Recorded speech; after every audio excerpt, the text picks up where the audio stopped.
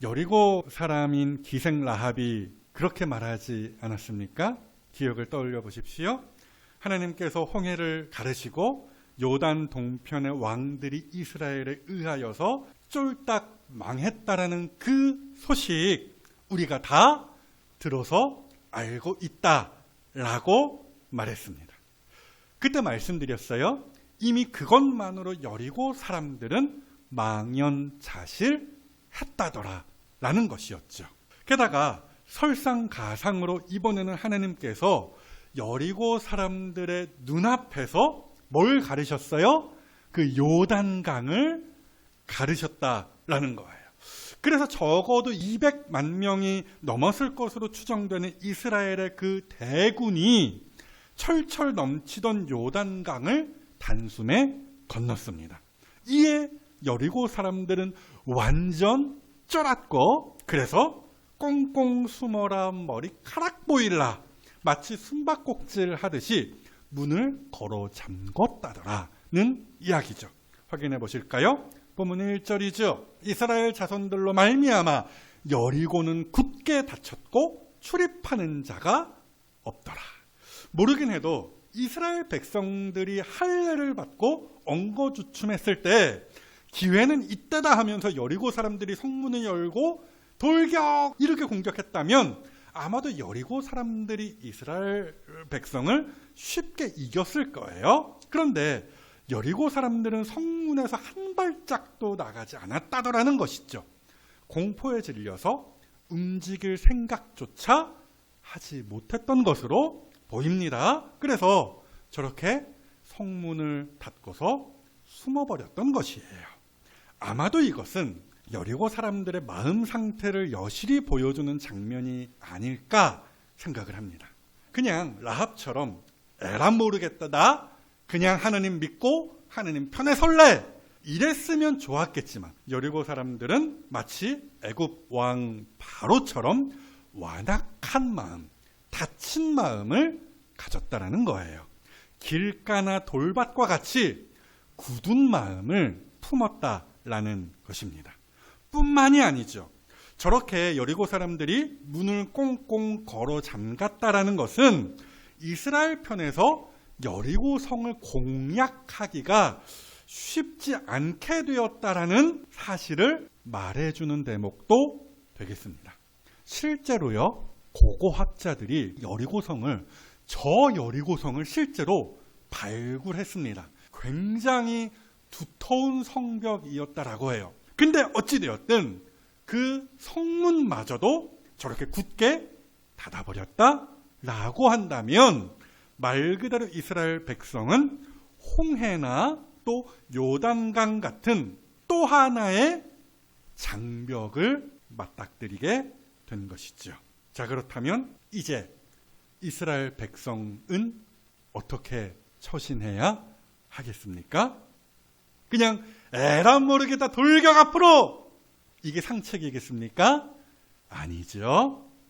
여호와의 군대 대장의 지시를 받아야 되겠죠.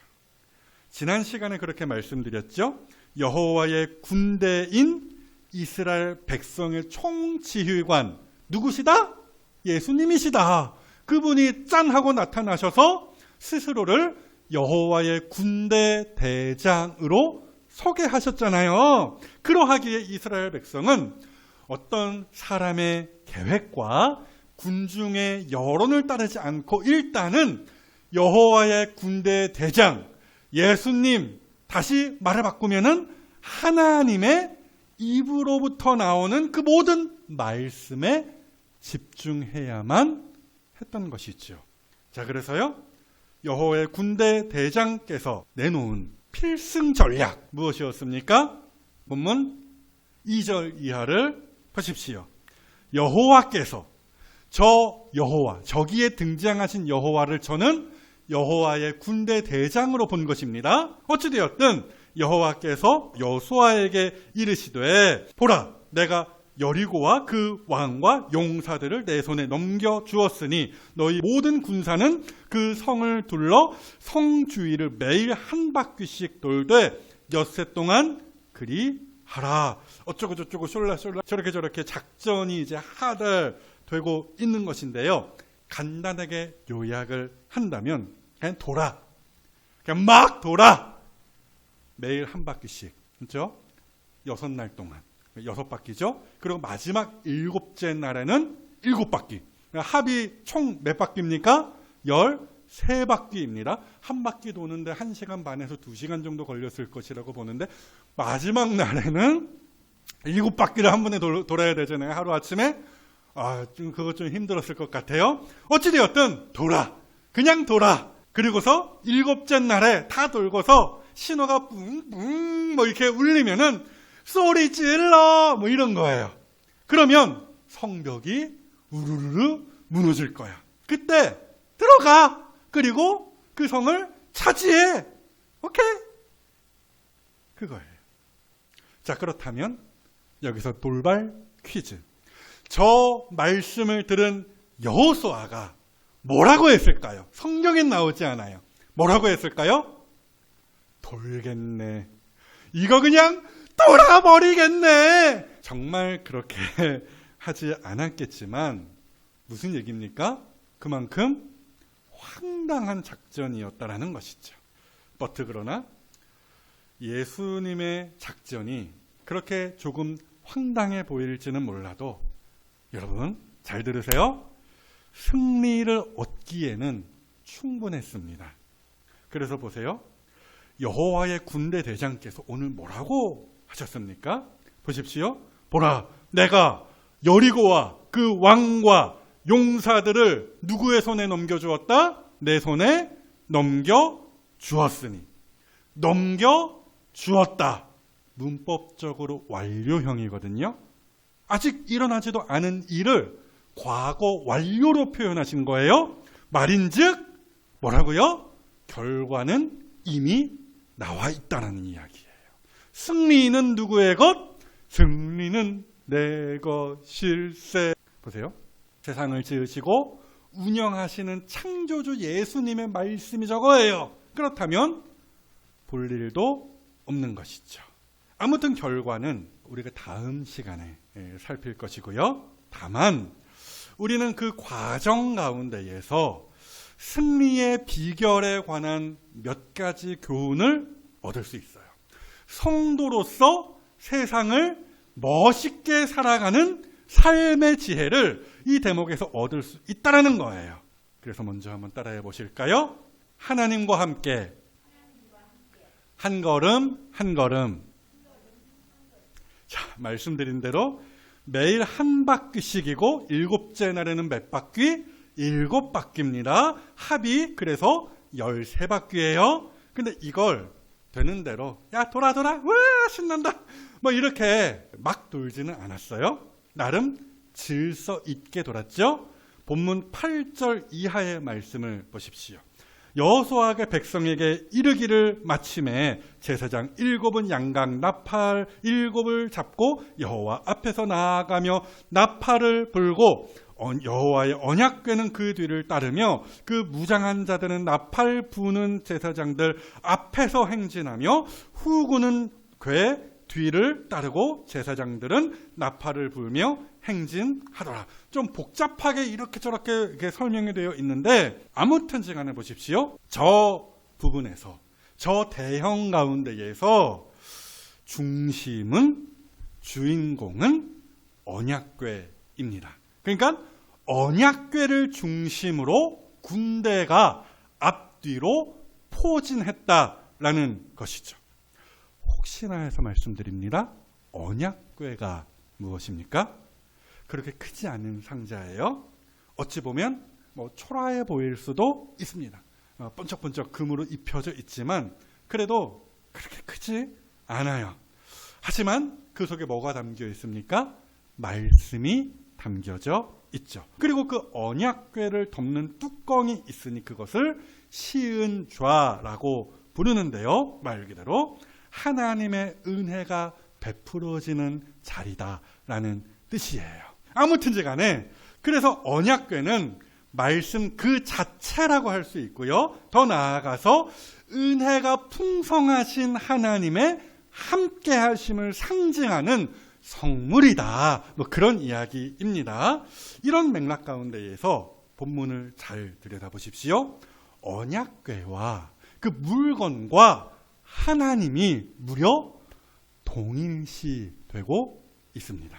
그래서 제사장들이 언약궤 앞에 서서 나팔을 불면서 행진하였다는데 그 모습을 본문이 어떻게 묘사하고 있습니까? 다시 본문 8절 자세히 보시면은 여호수아가 백성에게 이르기를 마침에 제사장 7은 양각나팔 7을 잡고서 어디 앞에서?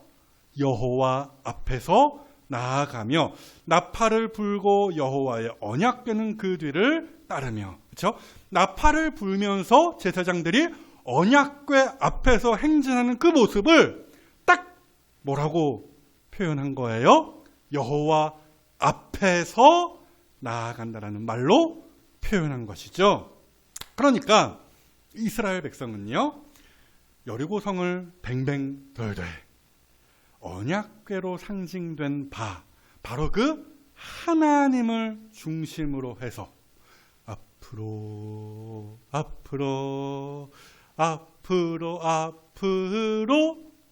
행진했던 것입니다. 자, 바로 이 대목에서 저는 한 가지 그림을 떠올렸어요. 그것이 무엇이냐?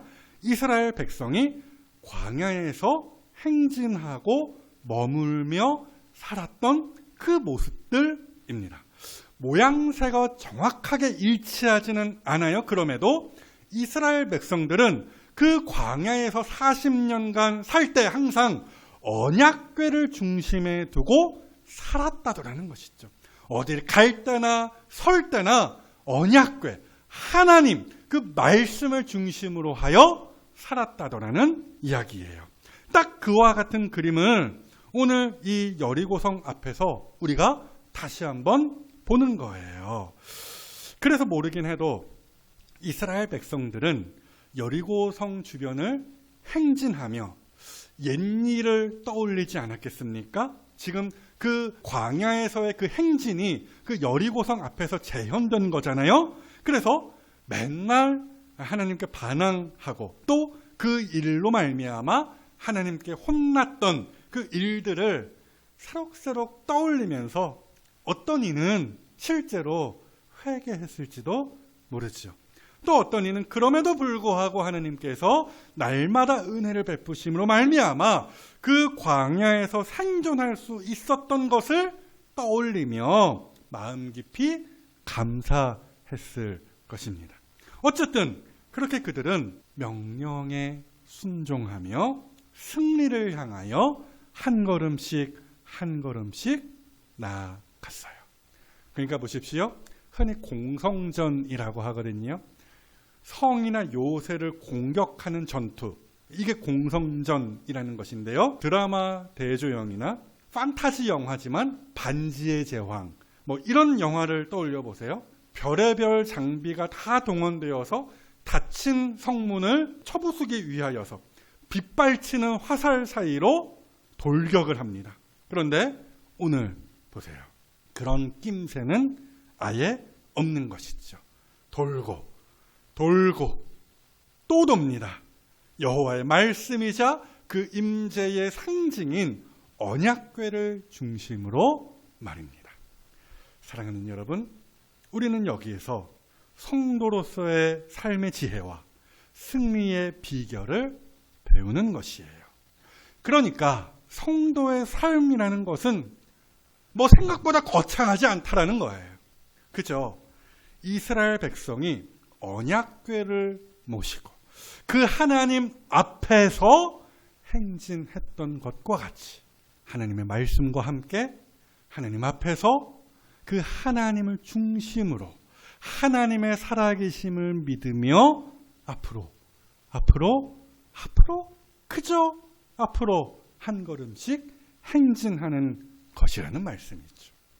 누가 옆에서 뭐라고 해도 꿋꿋하게 앞으로 가야 할 길을 가는 거예요.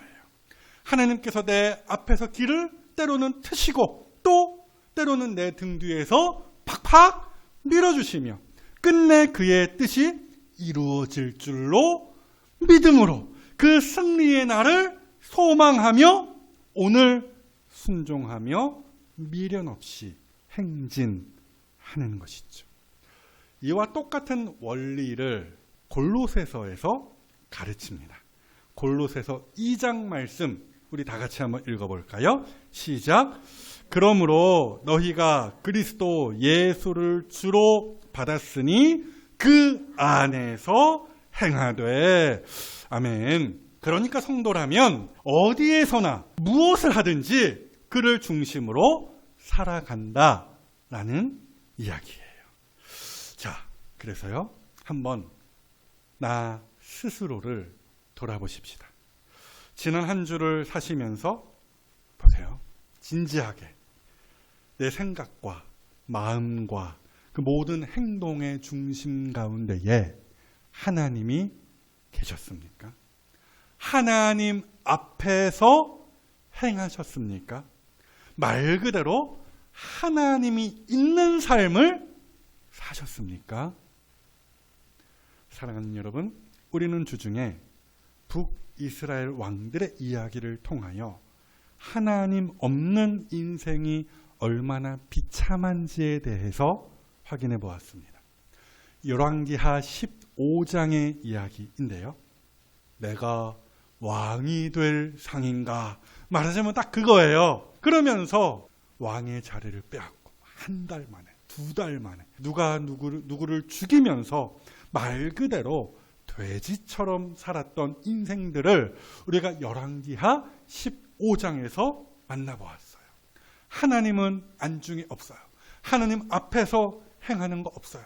하나님이 기뻐하시는 일인가? 한 번도 고민해 본 적이 없어요. 그죠? 욕심에 휘둘리며 같은 죄를 반복하며 사는 그 인생들을 우리가 거기에서 만나보았던 것이죠. 이에 하나님은 그들을 내버려 두셨습니다. 제가 거기에서 그렇게 말씀드렸어요. 그 와중에 그렇게 왕이 몇 달 만에 바뀌고 죽어나가고 그 하는 사이에 선지자가 한 번도 등장하지 않았더라는 거예요. 말인즉 하나님을 무시한 그들을 하나님이 무시하셨던 것이죠. 하나님이 그들 인생 가운데 말씀을 주시며 개입하지 아니하시고 그저 그들을 그 욕심 가운데에 내버려 두셨던 거예요. 그러므로 사랑하는 여러분, 진지하게 나의 성도로서의 삶을 돌아보십시다. 광야와 같은 이 세상을 우리가 한 걸음 한 걸음 앞으로 행진하여 나아갈 때 거기에 하나님이 아니 계시며 하나님 앞에서 우리가 행하는 것이 아니라고 한다면 그 인생은 안고 없는 찐빵이라고 하죠. 속빈 강정이라고 하죠. 말 그대로 알맹이가 쏙 빠진 껍데기와 같다라는 거예요. 그래서 사랑하는 여러분, 바라기로는 하나님과 오늘 잠잠히 동행하는 인생을 사십시오. 어려운 이야기 아닙니다. 매일 말씀을 펼치고 말씀의 원리를 한 번쯤 더 따져가면서 선택하고 매사에 하나님을 의식하면서 코람데오라고 하죠. 하나님 앞에서라는 라틴어예요. 하여튼 그렇게 하나님을 의식하며 산다면 그것이 바로 하나님과 함께하는, 하나님과 동행하는 성도의 인생입니다. 그래서 바라기로는 이제 이 예배를 마치고 나아가셔서 세상에서 행진하실 때에 한 주간을 그렇게 주와 동행하시는, 하나님 앞에서 행하시는 이 자리에 주의 군사들이 다 되어 주시기를 우리의 대장 되시는 예수님의 이름으로 축복합니다.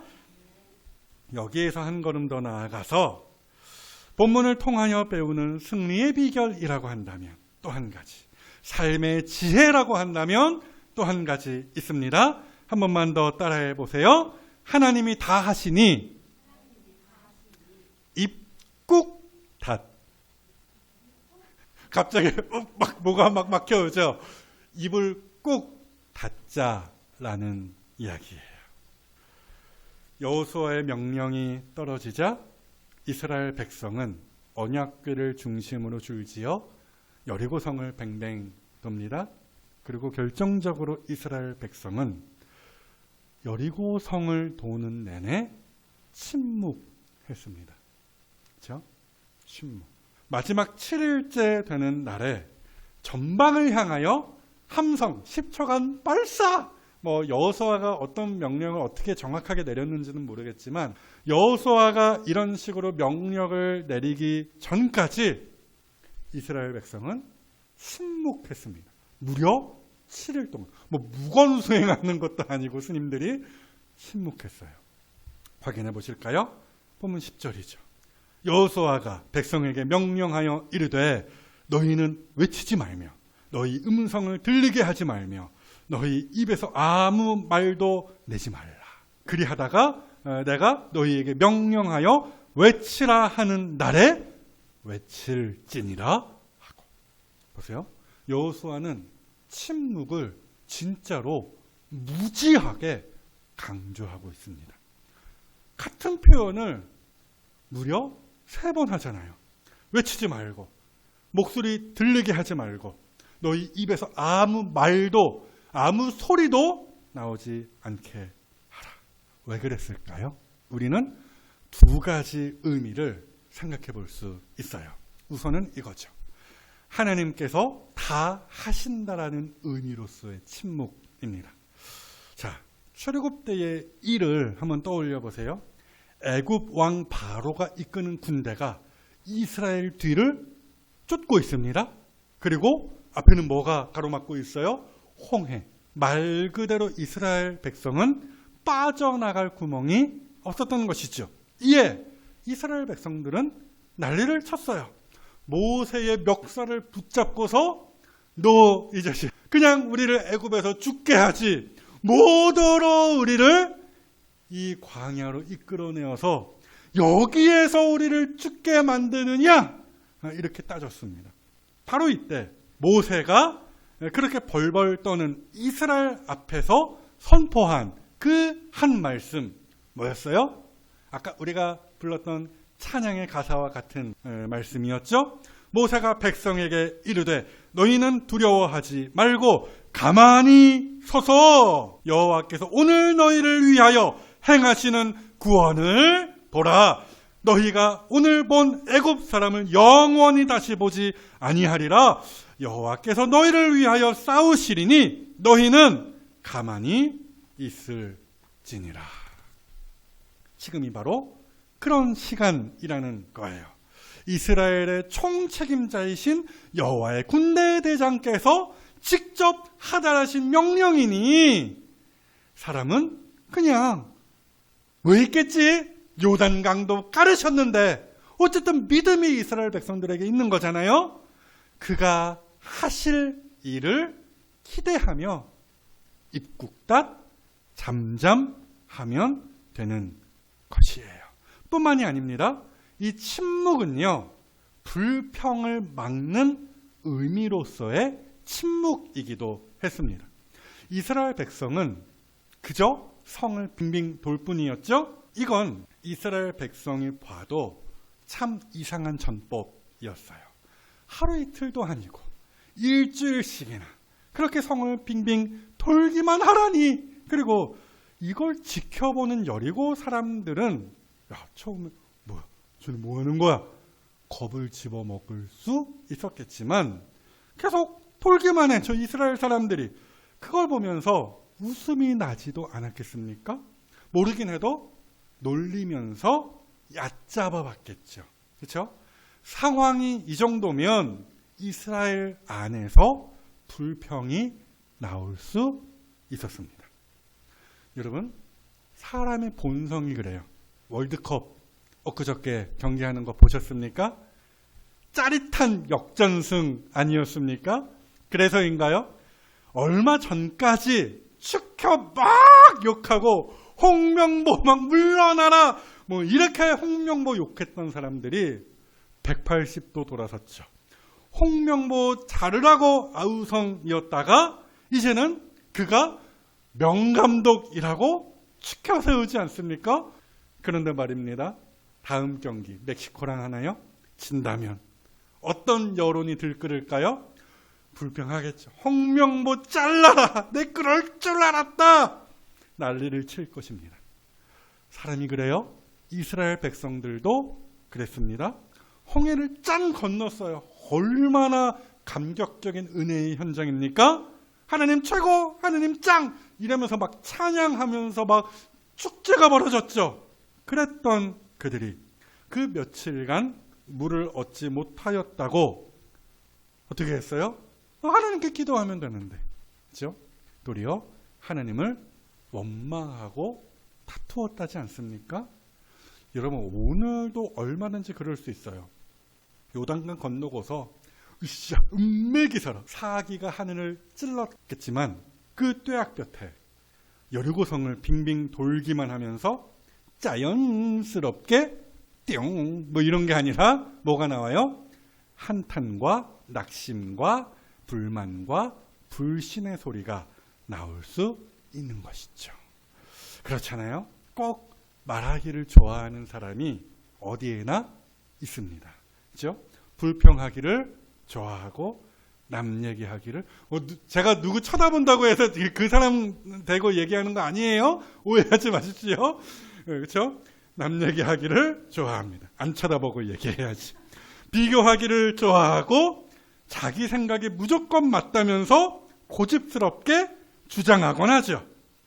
그런 사람 몇이 불평하는 입을 그 사이에서 열기를 시작하면 그게 산불처럼 금방 번질 수 있지 않겠어요? 이미 그걸 여호수아는 경험했잖아요. 그렇죠? 그 먼 옛날 가나안 땅을 정탐하고 돌아온 그 10명의 정탐꾼들이 말 몇 마디 했는데 그 말이 이스라엘 전체로 퍼지고 그 말 몇 마디 때문에 이스라엘 공동체가 무너졌던 것을 여호수아가 경험하지 않았습니까? 그래서 여호수아는 불평하는 것을 아예 차단했던 것이죠. 성을 도는 동안에 입도 뻥끗하지 말라 명한 것이에요. 사랑하는 여러분, 마찬가지입니다. 우리가 이 광야와 같은 세상을 빙빙 돌며 사는 동안 뭘 해야 돼요? 뭐예요 이게? 입조심. 야고보서의 저 말씀 보시죠. 여러 종류의 짐승과 새와 벌레와 벌레도 길들이는 게 가능합니다. 바다의 생물은 다 사람이 길들일 수 있고 길들여 왔거니와 근데 딱 하나 사람이 길들일 수 없는 거 있으니 무엇이냐? 혀는 능히 길들일 사람이 없나니 쉬지 아니하는 악이요 죽이는 독이 가득한 것이라. 교회를 걱정하는 마음에 한마디 할 수 있어요. 그러지 말자라는 것이죠. 뭔가 내 생각대로 안 되고 마음에 안 들고 앞길이 캄캄할 때 염려와 불평 그 말 한마디 할 수 있습니다. 그러지도 말자라는 거예요. 그 말 한마디가 눈덩이처럼 100마디가 되고 결국 그게 우리 가정과 교회 공동체를 무너뜨릴 수 있다 없다? 있다라는 것이죠. 사랑하는 여러분, 잠잠할 때가 있고 말할 때가 있어요. 보세요. 우리에게 저 지혜를 전도서 말씀이 가르쳐주죠. 다 같이 한번 읽어볼까요? 시작. 잠잠할 때가 있고 말할 때가 있으며. 아멘. 그러하기에 굳이 말하지 않아도 될 때에는 침묵할 수 있어야 되겠죠. 그 혀를 길들이기가 참으로 힘들겠지만 그렇게 그렇죠? 침묵할 수 있어야 하는 것입니다. 이것이 승리의 비결이요 삶의 지혜입니다. 이걸 분별하고 제어하는 성도가 지혜로운 성도입니다. 그래서 말하기로는 목구멍까지 차오른 그 염려와 불평의 말들을 모아서 하나님께 드리는 기도로, 그쵸? 기도로 발전시키십시오. 하나님께서 나의 모든 필요를 시기적절하게 채우실 줄로 믿고 여호와의 군대 대장을 신뢰하심으로 입국닷하고 한 걸음 한 걸음 전진하십시오. 필시 그 끝에 모두가 환호할 승리가 있을 줄로 믿습니다.